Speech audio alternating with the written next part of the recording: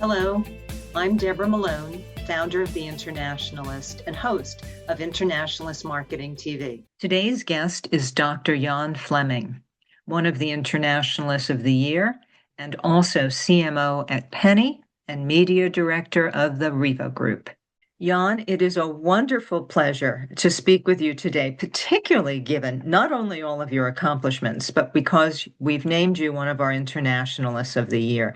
So I think I'd like to say both congratulations and welcome. Thank you, and lovely to be here. Well, let's start with a very big question, and I think it also speaks to your work.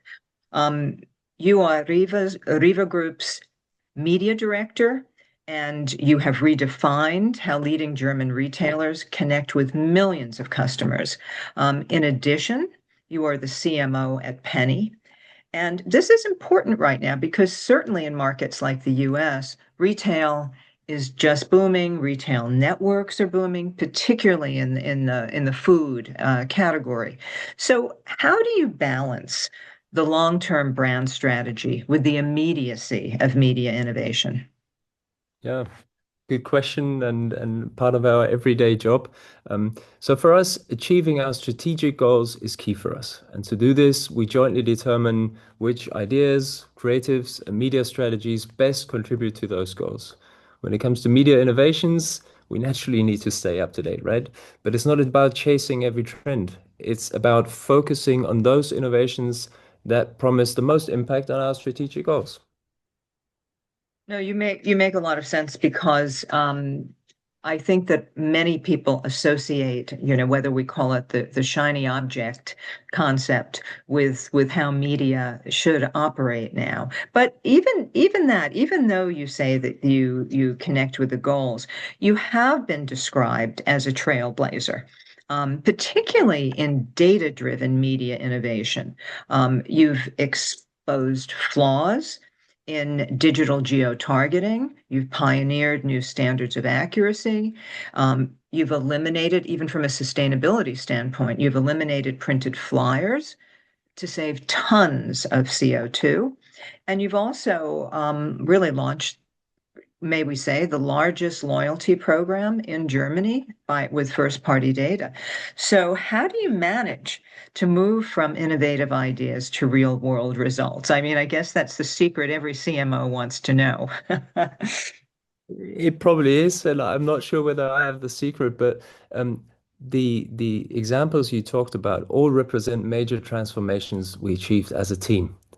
And what made the difference with those teams we're talking about teams that work with passion, teams that had the right skill, collaborated closely, right? You need different skills, people from different departments, people that didn't shy away from any risks or challenges, that didn't stop when people said, I guess this is not possible. And one thing is also clear, such transformations don't happen overnight.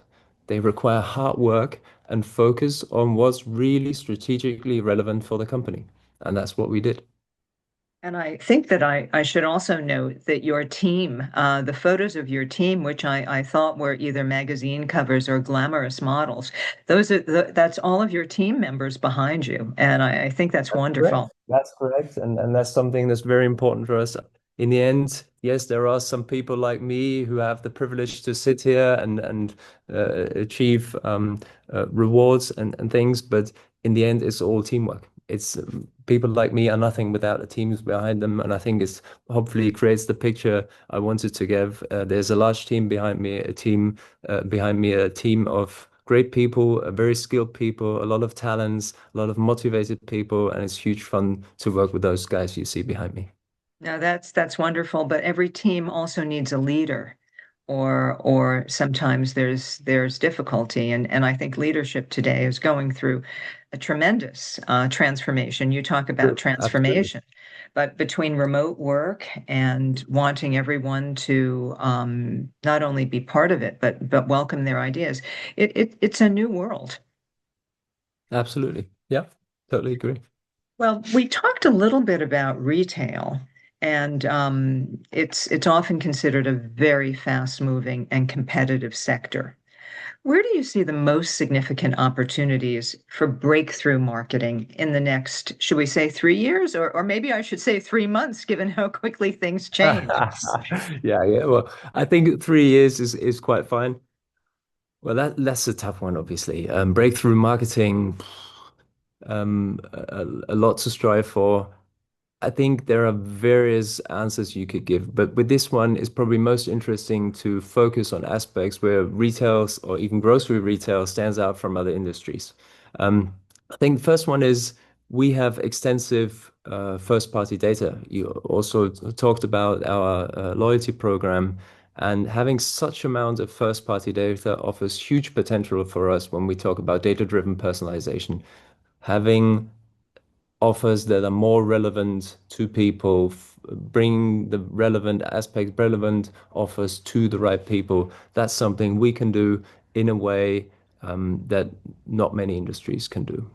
Second, we invest heavily in marketing every week, right? There's some brands they have, I don't know, 2 or 3 campaigns a year. We invest heavily. We invest millions in marketing every week. And behind this, we have a lot of manual processes. And if you combine this, a lot of manual processes with such a high frequency, AI will create significant efficiency gains in the years to come. And third, I would say also related to AI and probably more downside of AI actually, is that fake content is on the rise. And we know from customer research that consumers increasingly seek authenticity.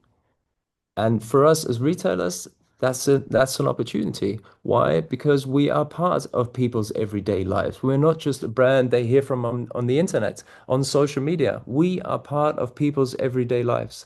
And if we combine this with more genuine communication, that provides a huge opportunity for us to create to create more trust among customers. No, I think that your 3 points are terrific, and I'm glad that you brought up AI, because that seems to be in every conversation now. And you have done a lot already with AI and personalization. Yes, we have, but also that's something that's very important for me. AI, when I read a lot about AI, I get the feeling, and I get this feeling more and more that some companies try to do everything just to sort of tick the box and say we've done something with AI, right? We produced an AI case and look how cool we are. That's not what we do. We try to focus on what's important for us, what drives our business, and where can we use AI in order to do this more effectively or more efficiently. If we talk about how much money we invest in customer activation, for example, every week, weekly offers, coupons, so different aspects we have there. This is something we do every week, and we build our own AI engines, for example, to optimize local offers.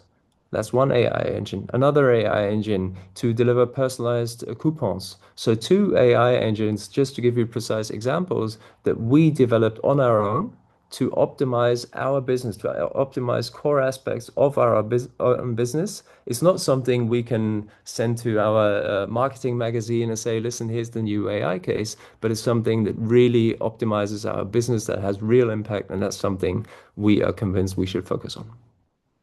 And it works because you've been able to measure it. We know that from some of your case studies. Yes. I also think what's interesting as we close, you've said a number of times we focus on what's important to us or what's important to our customer, and that is what drives you in terms of all the innovation, whether it's with AI, whether it's media innovations, whether it's using data, and so on. So we're now in an era where people suggest that purpose or brand purpose, maybe it's the wrong phrase, maybe it's the wrong language, but it sounds to me that you're very much a purpose-driven company, not only in terms of delivering the focus you need, but also in terms of the efforts you've made to be more sustainable. Do you want to comment at all on purpose? Yeah, well, two aspects that come to my mind when you mention purpose. One is I think sort of an annoying marketing term, right? So during the last years, purpose was mentioned so frequently, Some of us, and I'm a part of these people, we can't hear it anymore. It's just using the word purpose marketing for everything, really, and then it's nothing special. Um, our core purpose is providing food, providing groceries to people every week, every day. And that's something we need to do in a way that people trust us, trust our quality, trust our communication, trust everything we do. Because people and also brands that are part of your everyday lives are people and brands you want to trust, or you should trust, should be able to trust. So that's something that's very important for us. And then, of course, we need to do it in a way that works as a business, that works as a team in our departments, where people would like to work, that works. If you sort of look at business figures, that's a purpose. That's the purpose of the company. And that's what we focus on. We focus on what do we provide our customers. We focus on how does this work sort of in terms of business KPIs. And we focus on how does this work in terms of how do we work together as a team? Is this an office? Is this a team where I enjoy working, where I would like to bring this energy, the transformations we talked about, the hard work this requires. This requires teams that say, I want to be part of this team. I want to give everything I have to make this a success. And that's something we believe in. And yes, we do need to focus on these aspects because the world is becoming more and more complex. Things are not becoming easy, unfortunately. So we need to focus on what is really important to customers and to us in terms of business and teams. That's when we will be strong, and not if we lose focus and try to do everything and then achieve nothing. I don't think anyone could say it better in terms of a mission, an energy, a passion, and results. So congratulations once again on being an Internationalist of the Year. It is absolutely well deserved, and quite honestly, I'm looking forward to seeing more of the innovations that you and your team might be behind. So are we, and thank you very much. I feel very honored. Thank you. The Internationalist focuses on the continual reinvention of marketing by highlighting inspirational marketers around the world and their ideas as they move the industry forward. Internationalist Marketing TV shares these perspectives through interviews and personal stories. Thanks so much for watching. If you find this kind of content helpful, please click like or subscribe. Again, thanks so much.